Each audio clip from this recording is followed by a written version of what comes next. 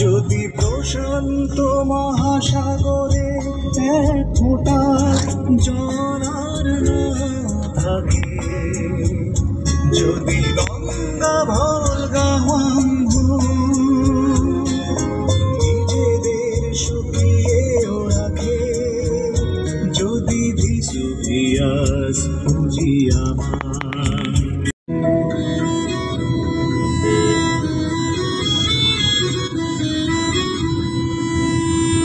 নেপালে আসার সবচেয়ে আদর্শ সময় হইতেছে নভেম্বর থেকে মার্চ।